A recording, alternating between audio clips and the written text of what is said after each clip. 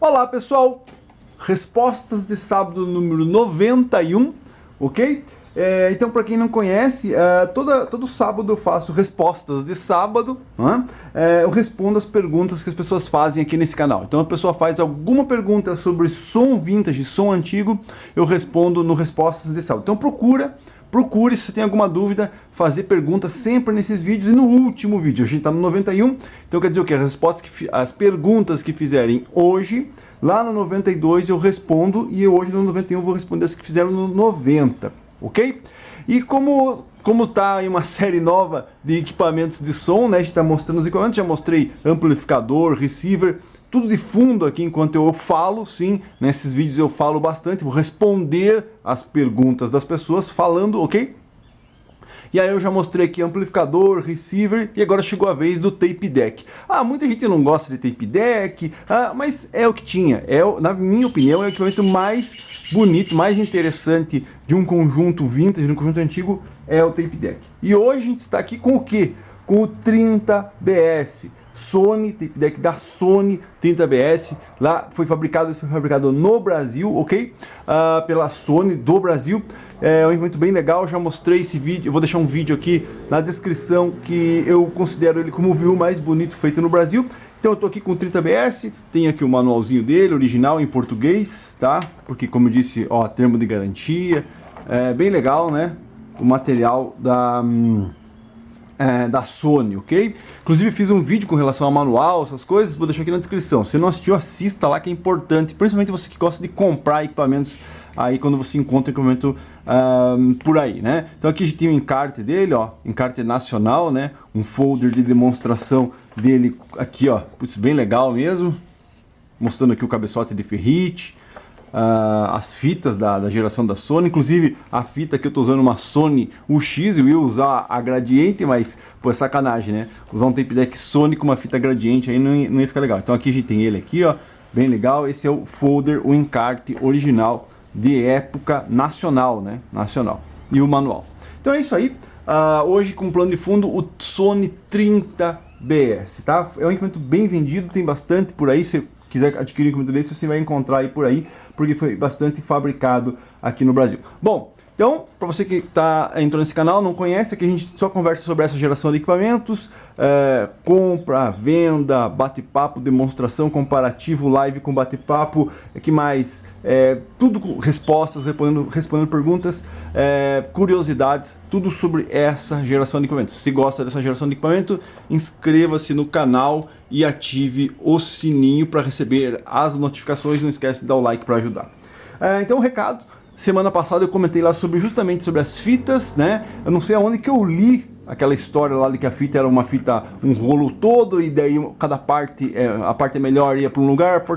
Alguém me respondeu lá, não é assim, porque se for ferro tem que ser feito com o material ferro, cromo com material de cromo, metal com metal, material de metal. Pois é, não sei onde que eu li, acho que eu ter lido aquela história num fórum qualquer aí, a informação estava errada, mas tudo bem, vou pesquisar um pouco mais sobre isso. Agradecer todos os comentários, normalmente eu vou responder as perguntas que foram feitas, né, as perguntas aqui, os comentários, mas eu agradeço todo mundo que comenta aí, eu leio todos os comentários, mas não vou responder, não posso comentar os comentários. Comentar os comentários fica para uma live, tá? Acompanha as lives aí. Então vamos lá, primeira pergunta. Marantz novos versus os vintage. Então ele está me perguntando assim, se vale a pena os equipamentos da Marantz novo, né? Olha, a gente sabe que Marantz não é mais Marantz, né? Se for pegar os Marantz lá dos anos 70, era equipamento com engenharia americana e fabricado no Japão. O americano fazia a engenharia, mandava, ou como a mesma coisa que a gente faz com o que fazem hoje com o chinês. Mas então era americano e daí a engenharia, e eles mandavam para o Japão, e o Japão produziu. Até que eu preciso fazer um vídeo justamente sobre isso, né? Sobre como que foi essa tendência do japonês fazer as coisas e melhorar as coisas, né? A tal da tecnologia reversa, que eles compravam os tapes alemão. É bem bacana isso daí. Inscreva-se no canal que um dia eu vou fazer um vídeo sobre isso aí. Comprava os tapes alemão, fazia engenharia reversa e montava os equipamentos deles e melhoravam, né? E por que que eles melhoravam? Por que que eles tinham que fazer coisa boa? Ao contrário do que a gente ao contrário do que a gente vive hoje com o chinês. É diferente nos anos 70 do japonês, e vou fazer um vídeo sobre isso, tá? Então, os Marantz novos infelizmente já foi comprado pela Philips, então eu acredito que já não tem mais. Diferente de você falar assim, não, e Macintosh ou Macintosh, como queira, não, os Macintosh ainda são bem feitos, né? Eles consideram fazer os equipamentos como eles faziam antigamente. Então acho que a única marca que ainda você pode comprar um equipamento novo, zero, com a mesma qualidade de construção e de elaboração dos antigos é a Macintosh. Os outros, infelizmente, Marantz, muita tecnologia, né? Esses equipamentos modernos e tudo mais, não tem nada a ver com os antigos, infelizmente, tá? Ligação de caixas 4 e 6 ohms. Então isso aqui é uma dúvida recorrente, né? Ele perguntou assim, não, mas com relação a ligar as caixas, se eu tenho 4 caixas, se o meu amplificador tem saída para 4 caixas, então eu posso ligar em cada saída 6 ohms, né? Então se o mínimo dele é 4 e 8 ohms, tem que entender o seguinte, esses equipamentos é o seguinte, ele trabalha de 4 a 16. Você pode utilizar caixas de 4 ohms quando que você pode usar? Somente usando um sistema. Então se você tem o sistema A e sistema B, você usando um sistema só o A, certo? Você pode usar caixas de 4 e 6 ohms. Então um par de caixa de 4 e de 6 você vai poder utilizar sem problemas. Agora, por que ele diz lá que eu posso usar de 8? Quando que eu posso usar de 8? Você pode utilizar 4 caixas de 8 no sistema A e B, só quando elas forem de 8 ohms. Se for de 6 e 2, tem que entender o seguinte, sistema A e B não quer dizer que você tem 4 saídas independentes. O equipamento é estéreo, é só 2 canais. 2 canais. E cada canal daquele alimenta um sistema daquele. Então, o R vai alimentar o RA e o RB. O L vai alimentar o LA e o LB. Então, se você ligar 2 caixas, uma no RA e uma no LB, você está ligando no mesmo canal. E se elas forem de 6 ohms, você vai juntar, né, dividir a impedância, ele vai para 3. Para 3 ohms. E aí o amplificador já não toca. Ele só toca de 4 a 16. Então de 3 não dá. Entendeu? Então você tem que entender mais ou menos isso, que as pessoas confundem. Eu não sei se eu já fiz vídeo sobre isso. Que equipamento não é quadrifônico. Eu já fiz assim. Quadrifônico versus estéreo, acho que é o nome do vídeo, tá aí no canal. Vou tentar fazer outro, porque não existe 4 caixas, não existe 4 saídas, existem 2 saídas e cada saída daquela, se o AR não está funcionando, o BR também não funciona, porque é o mesmo canal. Então você não pode usar 2 caixas de 6 ohms. Resumindo, eu só posso usar 4 caixas no meu equipamento A mais B quando as caixas forem de 8 ohms para cima. Menos de 8 ohms eu não posso, eu só posso ligar caixas de 4 e 6 ohms se eu só utilizar o sistema A ou o sistema B. Os dois juntos nunca, tá? Então é mais ou menos por aí. Continuando, caixas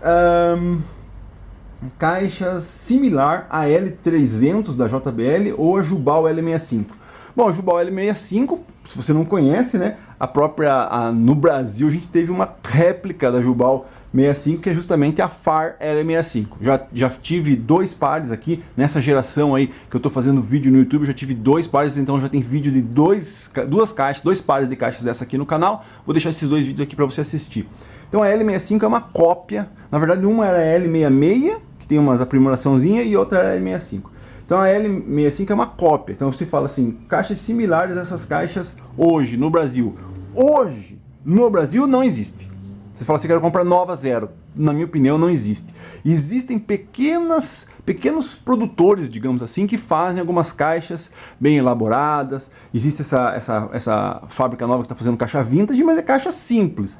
Caixa bem elaborada, tem o meu amigo Giovanni aqui no Paraná que faz. Então tem essas caixas que vocês podem comprar, mas é tudo artesanal, né? Não existe uma fábrica que vai fazer. Você fala assim, eu quero comprar uma caixa de fábrica. Existe Leck, Stanner, mas é tudo caixa profissional, né? Então, realmente, a única caixa dessas que você me citou aqui, a única que existia cópia era lá nos anos 80, que seria a FAR L65. Eu já tive uma L100 da JBL, mas a L300 daí já não sei. Mas existem cópias, né? O pessoal faz cópia aí. Então, se você for pegar as 45, 50, existe cópia. Né? Eu mesmo eu queria usar os woofers da Snake, os mais antigos, porque tem o mesmo cone com a mesma qualidade americana, para justamente usar e montar uma caixa, uma réplica assim. Então só réplica. tá? Similar, de nova, tipo, eu quero uma caixa Sony, quero uma Gradiente, não existe mais esse tipo de caixa nesse nível que você está falando aí. O que substituiu os transistores hoje nos equipamentos? É a pior coisa que existe, é integrado, né? Então você tem lá os STK, os CIs integrado. Então ele pergunta lá o que substituiu os transistores de época. É isso aí, o CI. Então hoje você vai pegar um equipamento moderno, é CI. Talvez os mais modernos ainda já comecem a usar integrado novamente, mas a maioria é CI. Então se for pegar aqueles intermediários entre os anos 1990, dos anos 90, eles já usam CI. Então você vai lá, queimou, você tem que trocar o integrado inteiro, né? Aí muita gente pergunta, pô, o integrado só tem cópia pirata aí no mercado, então é difícil. Eu aconselho mais, alguém perguntou aí num fórum, eu tô queimando o integrado direto, o que eu faço? Faz uma plaquinha lá com um transistor confiável, né? E coloca. Hoje mesmo eu tava com um problema que eu tô com um Pro 1200 e não acha mais 23055 bom. Aí eu poderia colocar os MJ 15003, 15004, seria uma opção, mas também não acha bom. Então eu prefiro às vezes colocar os de plástico, né? Eu chamo os componentes de plástico lá e fazer uma adaptaçãozinha. Não vai ficar original, mas é melhor e é mais garantido.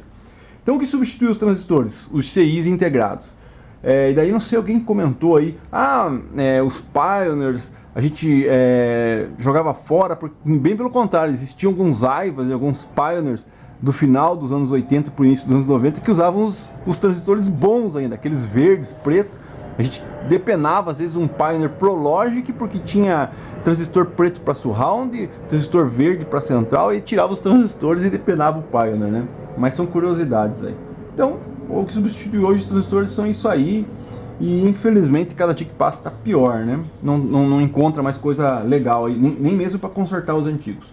Continuando, qual a melhor fita? 46, 60, 90, 120? Bom, para quem acompanha o canal que sabe, eu sempre falo isso, né? Esse equipamento aqui, só um parênteses, é o VU mais bonito que existe, mas às vezes a claridade me ajuda, às vezes não ajuda, né? Então aqui a gente não está conseguindo ver ele direito aí, e mesmo não daria para ver porque ele está meio estranho, porque a câmera capta aí a frequência, né? Mas assiste o vídeo que eu deixei aqui, vou deixar aqui o VU mais bonito feito no Brasil. Então as fitas, voltando às fitas lá, qual a melhor fita? 46, 60, 90 e 120. As pessoas que assistem o meu canal sabem que às vezes a pessoa fala assim, tem lá, um dia eu falei assim, não existe mais as Maxwell para vender no Mercado Livre, a pessoa falou assim, não tem ainda, mandou um link, mas é as 90, eu não compro fita 90, tá? Quando eu ganho a fita, beleza, mas eu não compro fita 90 e 120. Eu tenho umas da Denon 75, tem umas TDK 50, mas resumindo, para esses equipamentos aqui, quais são as fitas que você deve usar, na minha opinião? 46 e 60. As outras, infelizmente, eu não utilizo e não utilizaria e não recomendaria também.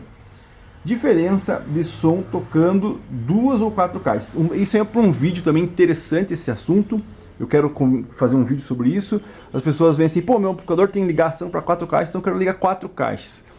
Olha, quais são as vantagens de ligar 4 caixas? É você baixar a impedância.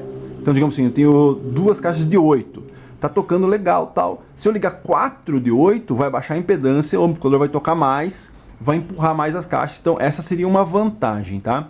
Mas hoje em dia, eu mesmo já fiz uma besteira, vendi uns alto-falantes que eu tinha de 4 ohms por de 8. Então, para mim baixar a impedância e tentar tocar com o amplificador no limite dele, teria que ter 4 caixas. Sendo que alto-falantes de 4 ohms eu usaria só um par de caixas com ele no limite. Então a vantagem das 4 caixas é você usar o amplificador no máximo dele, com a máxima potência. Desvantagem é que você vai estar trabalhando no limite e pode dar algum problema. E qual que é a vantagem? Na minha opinião, qual que é a única maneira assim, de usar 4 caixas? Não, vou usar 4 caixas. É se você tem um ambiente muito grande e você quer espalhar o som. Não quer dizer que você vai ligar 4 caixas que o teu som vai ficar mais forte. Vai ficar mais forte só por um motivo. Porque a impedância do amplificador está mais baixa e ele está tocando mais.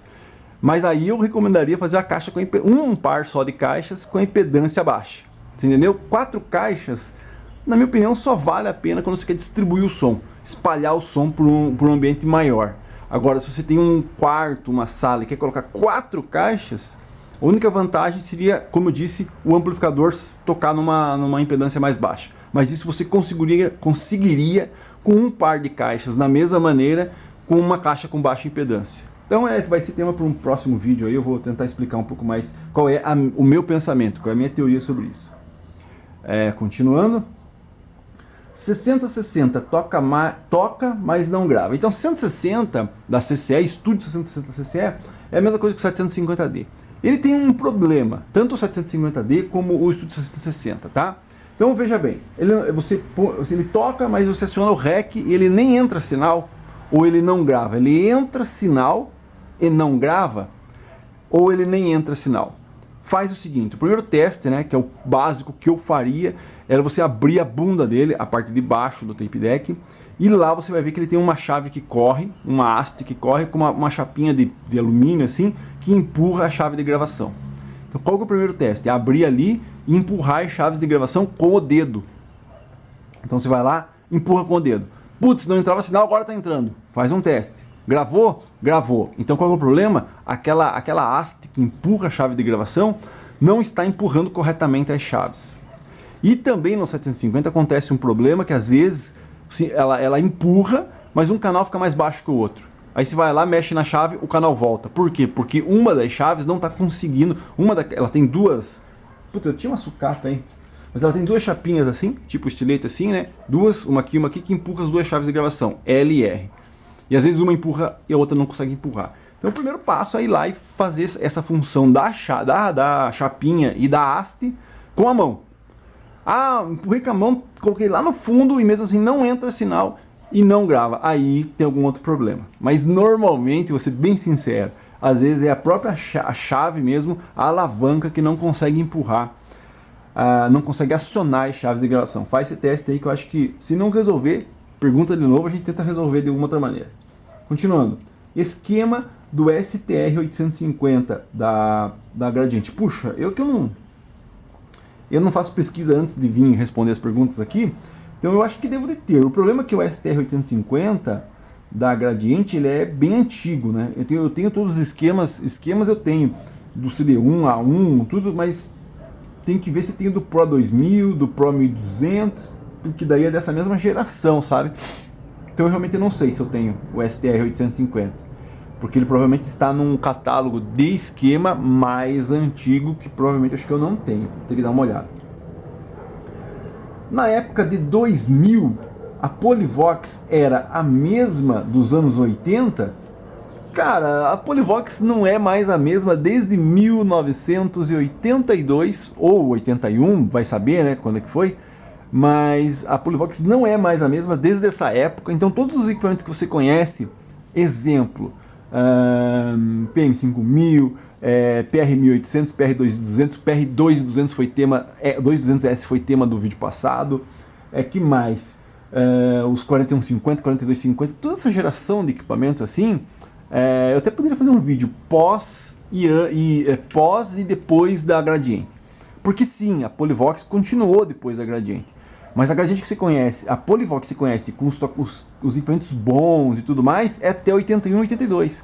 A partir daí, a Gradiente adquiriu a Polivox, e eu já falei isso no vídeo A Volta da Polivox e Gradiente. Vou deixar aqui na descrição. Se você é novo no canal, não assistiu, assista esse vídeo aí, A Volta da Polivox e da Gradiente. Lá eu comento assim, que a Gradiente usava a Polivox como tubo de ensaio. Como assim tubo de ensaio? Ela lançava os equipamentos como Polivox para ver se dava certo, se pegava, se era bom ou não é. E daí, caso fosse bom, ela poderia lançar como Gradiente. Quer dizer o quê? Ela lançava a Polivox depois que ela adquiriu a Polivox para usar a Polivox como tubo de ensaio, né?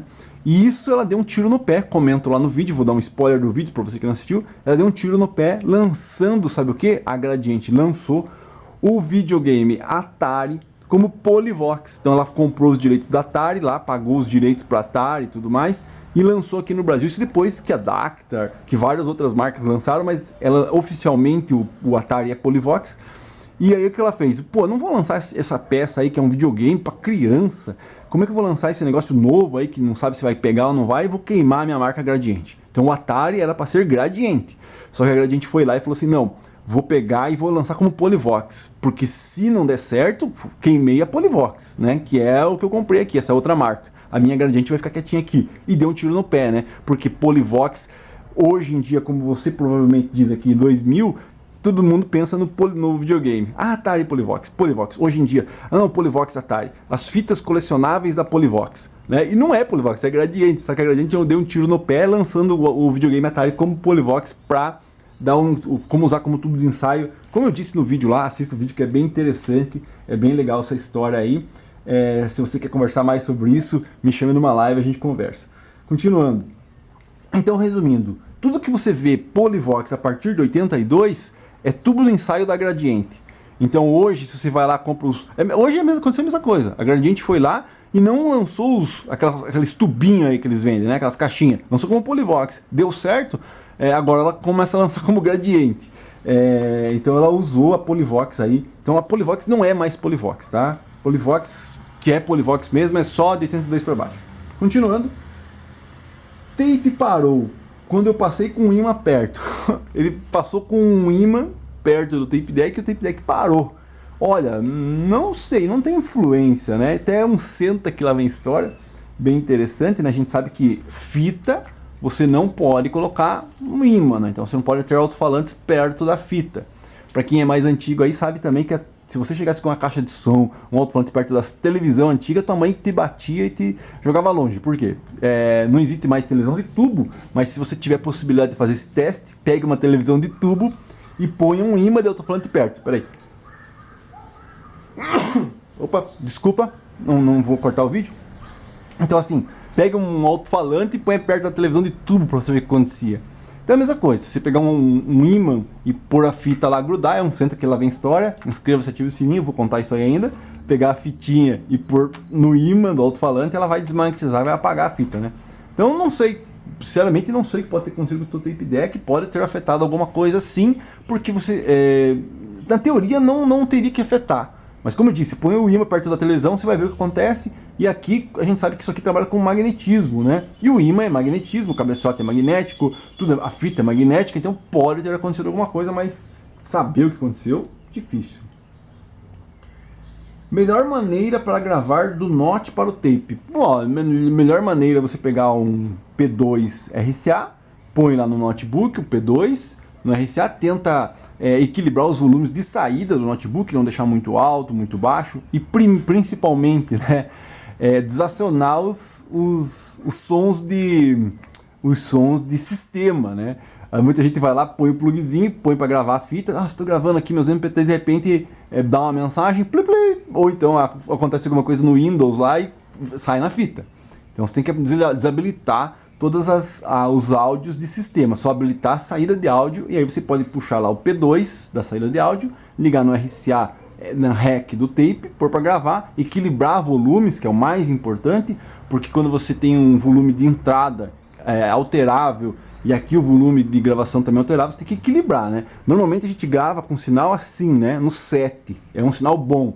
Se você está tendo que botar mais volume aqui no tape ou menos, é porque outro sinal lá do Note está muito alto ou muito baixo. Então você tem que equilibrar, desabilitar equalizador, o media player, desabilitar tudo, deixar o sinal, o ideal é entrar no tape deck flat, que é um outro centro que lá vem história, não sei se eu já contei, que é de como eu conseguia tirar no toca-fitas de carro uma sonzeira danada que o pessoal ficava de cara. Bom, então, acho que eu já contei isso, mas eu vou contar outra hora. Então, mais ou menos aqui no 7 é um sinal bom aqui de fita, certo? Se você está tentando colocar mais ou menos, dá uma olhadinha no Note lá. Então, o equilíbrio de volumes é o mais importante. P2 saindo, RCA aqui você grava tranquilamente, desabilita todos os áudios do sistema. Que mais? Tá, aqui. De novo essa mesma pergunta. O PR vai vender? Cara, já falei da outra vez, todos os equipamentos que eu mostro aqui não estão à venda, tá? Então o PR2200S que eu coloquei aqui, mostrei, não está à venda. O Quasar QA5500 não está à venda. O Modo 360 não está à venda. Todos os equipamentos que eu coloco à venda, normalmente você é avisado. Para quem assiste o canal, que sabe quando eu vou colocar alguma coisa à venda. É um equipamento que eu estou testando. Exemplo, o último vídeo que eu fiz aí, da venda do IA2 Exotec Gradiente, eu postei um vídeo antes, vou testar, vamos dar um pau aqui no Exotec. E ainda avisei, vou pôr para venda. Então fui lá, fiz vídeo, fiz 4 vídeos dele tocando por 1h10, mais o vídeo da apresentação, e depois lá no outro dia, meio-dia, eu normalmente coloco o vídeo estreia, venda Exotec e A2. Quer dizer o que? A pessoa tem do meio-dia até as 6 horas para olhar o anúncio, olhar os outros vídeos que eu pus lá na descrição e analisar, ver se interessa o aparelho para ela. Aí lá nas 6 horas ela vai assistir o vídeo, né, de demonstração, dando todos os detalhes do equipamento, vendo ele funcionar e tudo mais. Acabou o vídeo das 6 horas de transformação, eu vou lá e ativo o anúncio. Então eu ativo o anúncio, aí a partir do final do vídeo você pode ir lá na descrição do vídeo, clicar no link e o aparelho vai estar à venda. Então normalmente as vendas são assim. Não adianta vir aqui e falar assim, você vai vender o 30BS? Não. E o dia que eu for pôr ele à venda, ou se eu for pôr o Quasar, que é a 5500, ou o PR2200, ou o Model 360, ou qualquer outra coisa que eu for pôr à venda, vai ser aqui no canal. Então para você que acompanha o canal, que é inscrito no canal, que está sempre dando o like, ajudando o canal, vai ser sempre a primeira pessoa a receber quando eu for colocar alguma coisa à venda. Nossa, César, você está fazendo CU doce? Não, eu gosto de pôr aqui, né? Porque aqui o canal no YouTube me ajuda, né? E eu ajudo as pessoas que querem comprar alguma coisa. Então eu ponho aqui. Bem difícil de alguém falar assim, pô, você tinha lá um negócio, me vende? Não, vou pôr no YouTube, aí você vai ter a chance de comprar. Desculpa, pessoal, é assim que funciona, tá? Então é assim mais ou menos que funciona as vendas. Então os equipamentos que eu apresento aqui, eu já falei isso no outro vídeo, vou repetir, né? Nem tudo está à venda, tá? Nem tudo está à venda. Claro, um dia ou outro eu vou ter que vender isso aqui. Não vou poder ficar, ainda mais se aparecer um outro objetivo para mim. Mas no momento não, então os equipamentos que estão à venda, eu já expliquei aí. Não entendeu? Volte o vídeo, assista. É dessa maneira que eu ponho eles à venda. É isso aí. Não esqueça de deixar aqui a sua pergunta para a semana que vem para ajudar o canal. E aqui nós temos o 30BS Tape Deck. Estou enrolando aqui para fechar aqui o tempo. Acabou as perguntas. Aqui a gente tem o manualzinho dele, bem legal. Aqui a gente tem o encarte original, TCU 30BS. Vai acabar o vídeo aí com a imagem aqui do catálogo do 30BS, as fitinhas de época. É isso aí, valeu, obrigado.